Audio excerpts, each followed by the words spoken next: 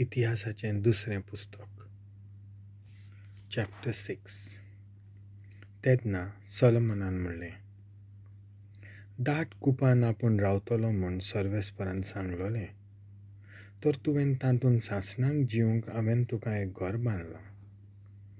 Solomon porje लागीं उलोयता. तेन्ना राजान वळून इस्रायलाचे सगळे सोबेक आशिर्वाद दिलो आनी सगळी इस्रायलाची सोबा उबी रावली. आनी ताणें म्हणलें, सर्वेस्पराक इस्रायलाच्या देवाक वाखाणणी. जी बासावणी ताणें आपले तोंडी म्हज्या बापायक दाविदाक केल्ली ती ताणें आपल्या हातांनी पाळली. ताणें अशें म्हणलेलें, म्हजे पोरजेक इजिप्त देशांतली भायर काडली तो दीस थावन म्हज्या नांवाक एक घर बांदूंक इस्रायलाच्या कुळा मोदें हांवें एक शार न्हय म्हूण म्हजे पोरजे इस्रायला वयर अधिकार चलोवंक एक फुडारी हांवें वेंचून काडूंक ना. पूण आतां म्हज्या नांवा खातीर जेरुजालेम शार वेंचून काडलां आनी इस्रायल म्हजे पोरजेचेर राज चलोवंक दाविदाक वेंचला. इस्रायलाच्या देवा सर्वेस्पराच्या नांवाक एक घर बांदूंक म्हज्या बापाय दाविदाची येवजण आसली. आनी सर्वेस्परान म्हज्या बापाय दाविदाक म्हणलें, म्हज्या नांवाक तूं एक घर बांदून येवजिताय तें एकदम बरें आसा. पूण तूं म्हाका एक घर बांदचो नाय, पूण तुजे तहांव जल्मलोलो पूत म्हज्या नांवा खातीर एक घर बांदतलो. आतां सर्वेस्परान आपली बासावणी पूर्ण केली. सर्वेस्परान आदीं फुडेंच सांगलोलें तशें म्हज्या बापाय दाविदा उपरांत इस्रायलाचे सोदरेर हांवें म्हजो जागो घेतलो. आनी इस्रायलाच्या देवा सर्वेस्पराच्या नांवाक हांवें एक घर बांदलां. थंय हांवें इस्रायल पोरजे कडेन kel'lea सर्वेस्पराच्या कोराराची आगपेट दवरल्या. आपणा खातीर केल्लें सोलोमनाचें मागणें. सोलोमन राजा सगळे इस्रायल पोरजे सामकार सर्वेस्पराचे वेदी मुखार उबो रावलो आनी आपले हात विस्तारले. सोलोमनान पितूळची एक माची केल्ली. तिची लांबाय 5 हात, रुंदाय 5 हात आनी उंचाय 3 हात आसली. ताणें ती आंगणाच्या मदेकांत घाल्ली. तिचे वयर चडून इस्रायलाचे सगळे सोबे मुखार दिमेर पडून आनी स्वर्गा वाटेन आपले हात उबारून ताणें अशें मागणें केलें, सर्वेस्परा इस्रायलाच्या देवा, स्वर्गार न्हय म्हूण संवसारांत तुजे सारको आनीक देव ना. तूं कोराराक विस्वाशी आनी तुज्या मार्गार चलतल्या तुज्या सेवकांक तूं दया दाखयताय. तुज्या सेवका दावीद म्हज्या बापायक केल्ली बासावणी तुवें पाळ्ळी. जें कितें तुवें तोंडी उलयलें तें आयज तुज्याच हातान शाती पावयलें. म्हणटोच आतां सर्वेस्परा इस्रायलाच्या देवा, तुज्या सेवका दावीद म्हज्या बापायक केल्ली बासावणी सांबाळ. तर तुवें म्हणलेलें, इस्रायलाचे सदरेर बसूंक म्हजे नदरे मुखार एक मनीस केन्नाच उणो जावचो ना, पूण तुज्या पुतांनी मात तूं म्हजे मुखार चल्लो तसो म्हज्या कायद्यांचे वाटेर चलूंक जाय. आतां सर्वेस्परा इस्रायलाच्या देवा, दावीद तुज्या सेवकांक केल्ली बासावणी थीर जाली. पूण देव मनशां सांगाती ह्या संवसारांत रावता तें खरें जायत? पळय, स्वर्गार आनी सगळ्याहून उंचल्या स्वर्गार तूं आटापनाय, तर हांवें बांदलोल्या घरांत तूं कसो आटापतलोय? सर्वेस्परा म्हज्या देवा, तुज्या सेवकाचें प्रार्थन आनी विनंती आयकून घे आनी तुजो सेवक आयज कोत्ता त्या प्रार्थनाक आनी ताच्या उल्याक कान दी. दीस रात तुजी नदर आसूं ह्या घराचेर आनी ह्या जाग्याचेर, कित्याक हाचे विशीं तुवें म्हणलें, म्हजें नांव थंय आसतलें आनी ह्या जाग्यार तुजो सेवक प्रार्थन कोत्तलो तें आयकून घे. पोरजे खातीर सोलोमनाचें मागणें. ह्या जाग्यार तुजो सेवक आनी इस्रायल तुजी पोरजां प्रार्थन कोत्तलीं तें आयक. तूं रावताय त्या स्वर्गार थावन आयक आनी आयकून तांकां भोगोस.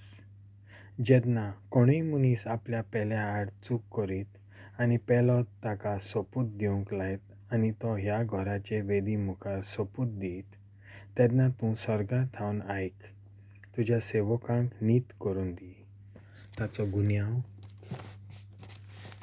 ताचे तकले थापून वायटव्याक खास्त लाय आनी प्रमाणीक मनशाक ताच्या प्रमाणीकपणाचें इनाम दी. जेन्ना इस्रायल तुजी पोरजां तुजे आड चूक आदारीत आनी चुकीक लागून दुस्मानांच्या हातांत पडत, तेन्ना जर तीं तुजे सोशी पोत्तून येत आनी तुजें नांव वाखाणीत आनी ह्या घरांत तुजे मुखार मागणें आनी विनंती करीत, तुवें सर्गांत थावन तांची मागणी आयकुची. इस्रायल तुजे पोरजेचें पातक भोगसूचें आनी तुवें तांकां आनी तांच्या पुर्वजांक दिल्ल्या देसांत तांकां परत हाडची. जर तांच्या पातकाक लागून सर्ग बंद जायत आनी पावस ना जायत, तरी पूण तुवें तांकां खास लायलोल्या आपल्या पातकांतलीं भायर सरून ह्या जाग्यार येवन तुजें नांव वाखाणीत आनी तुका प्रार्थना करीत, तेन्ना तूं सर्गांत थावन तांची प्रार्थना आयक. तुज्या सेवकाची इस्रायल तुजे पोरजेचीं पातकां बोगोस आनी तांणी चलूंक जाय ती बरी वाट तांकां दाखय. तुवें तुजे पोरजेक दायज कशें दिलें त्या देसाचेर तुजो पावस देंवय.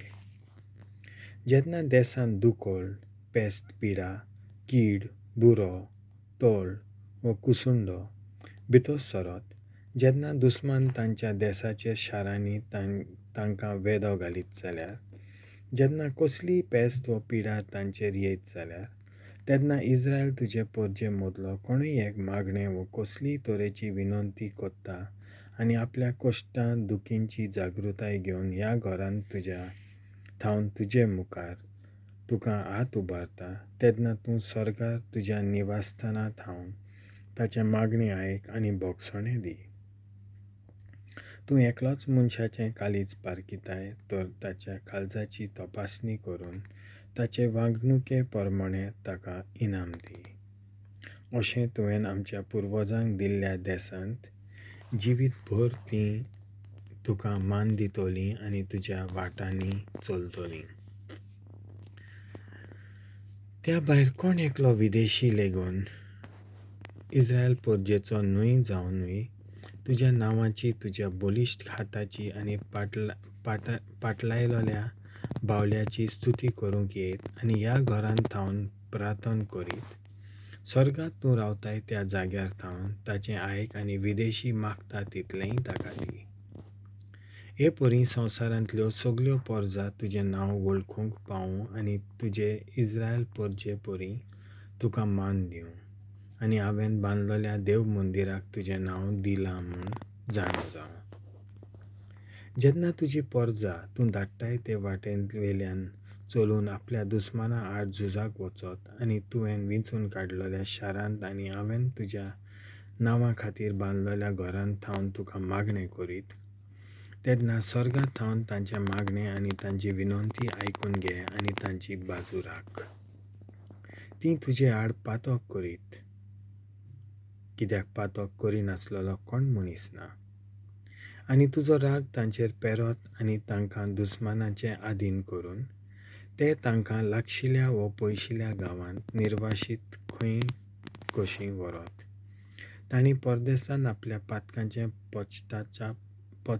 पश्चाताप केलें जाल्यार आनी थंय थावन तुका अशें म्हणून विनंती केली जाल्यार, आमी पातक केलें आनी चुकलेली आमी वायटपणान वागल्यां आनी तांकां निर्वाशीत करून व्हेल्ल्या परदेसांत सगल्या काळजान आनी मनान तीं तुजेशीं परत येयत जाल्यार आनी तुवें तांच्या पुर्वजांक दिल्ल्या देसा तुवें विंचून काडलोल्या शारां आनी हांवें तुज्या नांवा खातीर बांदलोल्या घरा वाटेन वळून मागणें करीत जाल्यार, तेन्ना तूं सर्गांत तुज्या निवासस्थाना थावन तांचें मागणें आनी विनंती आयक आनी तांची बाजू घे. तुजे आड चूक केल्ले तुजे पोरजेक बोगोस. मागण्यांचो समारोप. आतां म्हज्या सर्वेस्परा ह्या जाग्यार thaun तुका केल्ल्या मागण्याक तुजे दोळे आनी कान उक्ते दवर. आनी आतां सर्वेस्परा देवा ऊठ आनी तुज्या विसोवाच्या जाग्यार तुजे बलिश्ट आंक पेटेंत वच. सर्वेस्परा देवा तुजे यादनीक सोडवणेचें आवरण घालूं आनी तुजे भोक्त बरेपणान संतोसूं. सर्वेस्परा देवा तुवें माखलोल्या पयस करिनाका तुज्या चाकरा दाविदा सवें dakhoil'lea विस्वाशी मोगाचो उगडास कर. देवाचें उतर हें.